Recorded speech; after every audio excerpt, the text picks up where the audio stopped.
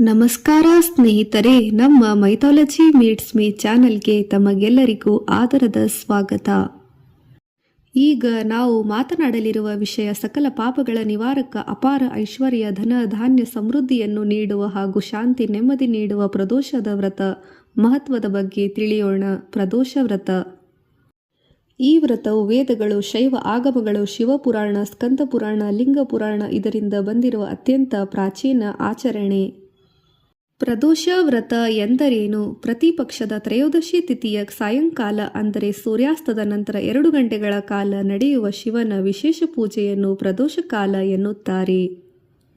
ಈ ಸಮಯದಲ್ಲಿ ದೇವಾದಿದೇವರಾದ ಶ್ರೀ ಮಹಾದೇವ ನಂದೀಸವರರಾಗಿ ಮುಂದೆ ಕುಳಿತು ತನ್ನ ಭಕ್ತರಿಗೆ ಅನುಗ್ರಹ ಆಶೀರ್ವಾದ ನೀಡುತ್ತಾರೆ ಎಂಬುದು ಶಿವಪುರಾಣದಲ್ಲಿ ಹೇಳಿಕೆ ಇದೆ.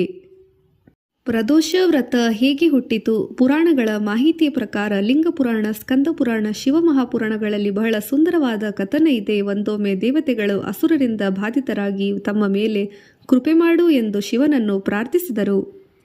ಆಗ ತ್ರಯೋದಶಿಯ ದಿನ ಸಾಯಂಕಾಲದ ಸಮಯದಲ್ಲಿ ದೇವರ ದರ್ಶನ ಪಡೆದರು. ಆ ಸಮಯದಲ್ಲಿ ಭಗವಂತ ಶಿವನಿಂದ ಉದ್ಭವಿಸಿದ ದಿವ್ಯ ಬೆಳಕು, ಕರುಣೆ, ದಯೆಯಿಂದ ಅವರ ಎಲ್ಲಾ ದುಃಖವು ದೂರವಾಯಿತು. ಆಗ ದೇವತೆಗಳು ಅಸುರರಿಂದ ಬಾಧಿತರಾಗಿದ ಮೇಲೆ ಅಸುರರಿಂದ ಮುಕ್ತಿ ಪಡೆದರು. ಹೀಗಾಗಿ ಅದು ಪ್ರದೋಷ ವ್ರತ ಎಂದು ಹುಟ್ಟಿತು. ಈ ಘಟನೆ ನಡೆದ ಕಾಲವೇ ಪ್ರದೋಷ ಕಾಲವಾಗಿದೆ ಮತ್ತು ಅದೇ ಸಮಯದಲ್ಲಿ ವ್ರತ ಮಾಡಿದರೆ ಪಾಪಗಳ ಕ್ಷಯ ನಿವಾರಣೆಯಾಗುತ್ತದೆ, ಮನೋವಾಂಛಿತ ಸಿದ್ಧಿ ಬುದ್ಧಿ ಲಭಿಸುತ್ತದೆ, ಕಲಹ, ಶೋಕ, ರೋಗಗಳು, ದುಃಖ ನಿವಾರಣೆ, ದಾಂಪತ್ಯ, ಐಶ್ವರ್ಯ, ಆರೋಗ್ಯ ಇವೆಲ್ಲ ಲಭಿಸುತ್ತದೆ ಎಂದು ತಿಳಿಸಲಾಗಿದೆ. ಪ್ರದೋಷ ವ್ರತಗಳ ವಿಧಗಳು. ವೇದ ಆಗಮ ಆಧಾರಿತ ಶಾಸ್ತ್ರಗಳಲ್ಲಿ 3 ವಿಧದ ಪ್ರದೋಷಗಳನ್ನು ಹೇಳಲಾಗಿದೆ. ಸೋಮ ಪ್ರದೋಷ. ಸೋಮವಾರದಲ್ಲಿ ಭಗವಂತ ಶಿವ ಪಾರ್ವತಿ ದೇವಿಯ ಕೃಪೆಗೆ ಅತ್ಯಂತ ಆಗ್ರಹದ ಮಹತ್ವವನ್ನು ವಿಶೇಷವಾಗಿದೆ. ಭಾನುವಾರ ಪ್ರದೋಷ. ಆರೋಗ್ಯ, ಐಶ್ವರ್ಯ, ಆಯುಷ್ಯ ಮತ್ತು ರೋಗ ನಿವಾರಣೆ ಅತ್ಯುತ್ತಮ ಫಲಪ್ರದಾಯಕವಾಗಿದೆ. ಶನಿ ಪ್ರದೋಷ. ಶನಿವಾರದಲ್ಲಿ ಕರ್ಮ ಶಾಂತಿ, ವರ್ತಮಾನದಲ್ಲಿ ಇರುವ ತೊಂದರೆ ನಿವಾರಣೆ, ಕಷ್ಟಗಳ ಶಮನಕ್ಕೆ ಅತ್ಯಂತ ಫಲಪ್ರದಾಯಕವಾಗಿದೆ. ಶಾಸ್ತ್ರಗಳ ಪ್ರಕಾರ ಯಾವ ದಿನವೇ ಆಗಿದ್ದರೂ ಪ್ರದೋಷವು ಶಿವನ ವೈಶಿಷ್ಟ್ಯಮಯ ಆರಾಧನೆಗೆ ಶುಭ ದಿನವೆಂದು ಹೇಳಲಾಗಿದೆ. ಪ್ರದೋಷ ವ್ರತದ ಪೂಜೆ ವಿಧಾನ. ಸಾಂಸ್ಕೃತಿಕ ಆಧಾರದ ಮೇಲೆ ಪ್ರದೋಷ ವ್ರತದ ಪೂಜೆ ಬಹಳ ಸರಳ ಆದರೆ ಅತ್ಯಂತ ಶಕ್ತಿಯುತ, ಫಲಪ್ರದಾಯಕವಾಗಿದೆ.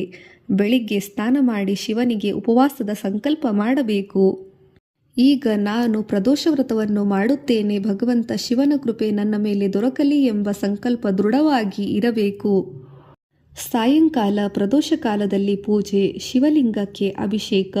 ಹಾಲು, ಬೆಲ್ಲದ ನೀರು, ಗಂಗಾಜಲ, ಬೆಣ್ಣೆ, ತುಪ್ಪ ಮುಂತಾದವುಗಳಿಂದ ಅಭಿಷೇಕ ಮಾಡಬೇಕು. ಬಿಲ್ಪತ್ರೆ ಅರ್ಪಣೆ, ರುದ್ರಾಧ್ಯಾಯನ ಪಾರಾಯಣ, ಶಿವಪುರಾಣ ಓದಬೇಕು.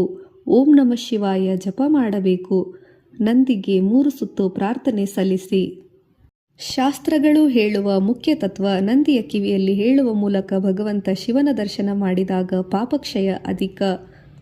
ವೇದ ಪುರಾಣಗಳ ಉಲ್ಲೇಖ. ಶಿವನ ಆರಾಧನೆಗೆ ಸಂಬಂಧಿಸಿದಂತೆ ಪ್ರಮುಖ ಗ್ರಂಥಗಳು ಯಜುರ್ವೇದ, ಶ್ರೀ ರುದ್ರಾಧ್ಯಾಯನ, ಶಿವಪುರಾಣ, ವೈದ್ಯನಾಥ ಸಂಹಿತೆ, ವಿದೇಶ್ವರ, ಸ್ಕಂದ ಪುರಾಣ, ಕಾಶಿಕಾಂಡ, ಲಿಂಗ ಪುರಾಣ ಪೂರ್ವಭಾಗ. ಈ ಗ್ರಂಥಗಳಲ್ಲೆಲ್ಲ ತ್ರಯೋದಶಿ ವ್ರತವನ್ನು ಕಾಲವನ್ನು ಸಾಯಂಕಾಲದಲ್ಲಿ ಅತ್ಯಂತ ಪವಿತ್ರ ಕ್ಷಣ ಎಂದು ವಿವರಿಸಲಾಗಿದೆ. ಶಿವನ ಆರಾಧನೆಗೆ ಪ್ರಮುಖವಾಗಿದೆ. ಪ್ರದೋಷ ವ್ರತದ ಪರಿಣಾಮ. ಆಧ್ಯಾತ್ಮಿಕ ಮತ್ತು ಸಾಂಸ್ಕೃತಿಕ ಮಹತ್ವ. ಪ್ರದೋಷ ಆಚರಣೆ ನಮ್ಮ ಸಂಸ್ಕೃತಿಯಲ್ಲಿ ಮನಸ್ಸಿನ ಶಾಂತಿ, ಕುಟುಂಬದಲ್ಲಿ ಬಾಂಧವ್ಯ, ಏಕತೆ, ಕರ್ಮಾನುಭವ, ಪಾಪಗಳ ಶಮನ, ತಪಸ್ಸಿನ ಶಕ್ತಿ ಇವೆಲ್ಲದರದ ಒಂದು ದಿವ್ಯವಾದ ಮಾರ್ಗ. ನಮ್ಮ ಗುರು ಹಿರಿಯರು ಪ್ರದೋಷದಂದು ಭಜನೆ, ಕೀರ್ತನೆ, ದೀಪದಾನ, ಧಾರ್ಮಿಕ ವಾತಾವರಣ, ಕುಟುಂಬದ ಒಗ್ಗಟ್ಟಿನ ಮಹತ್ವವನ್ನು ನೀಡುತ್ತಾರೆ. ಹೀಗೆ ಬದುಕಿನಲ್ಲಿ ನಮ್ಮ ಜೀವನದ ಸಂಸ್ಕೃತಿಯಲ್ಲಿ ಶಕ್ತಿಯನ್ನು ಉಳಿಸೋಣ. ಅಂತಿಮ ಸಂದೇಶ. ಪ್ರದೋಷ ವ್ರತವು ಶ್ರೀ ಮಹಾದೇವರ ದೇವನಾದ ಶಿವನ ಕರುಣೆ, ಆಶೀರ್ವಾದ, ಕೃಪೆ ಪಡೆಯಲು ನೇರ ಮಾರ್ಗ. ಯಾವ ಮನೆಯಲ್ಲಾದರೂ ಪ್ರದೋಷ ವ್ರತ ಪೂಜೆಯನ್ನು ಮಾಡಿದರೆ ಮನಸ್ಸಿಗೆ ಶಾಂತಿ, ಕುಟುಂಬದಲ್ಲಿ ಬಾಂಧವ್ಯ, ಏಕತೆ, ಕರ್ಮಾನುಭವ, ಪಾಪಗಳ ಶಮನ, ತಪಸ್ಸಿನ ಶಕ್ತಿ ದೊರೆಯುತ್ತದೆ. ಹೀಗೆ ಇವೆಲ್ಲವೂ ಮುಕ್ತಿಯ ಮಾರ್ಗ, ಮೋಕ್ಷವನ್ನು ತೆರೆಯುತ್ತದೆ. ಧನ್ಯವಾದಗಳು. ಜೈ ಸೀತಾರಾಮ್.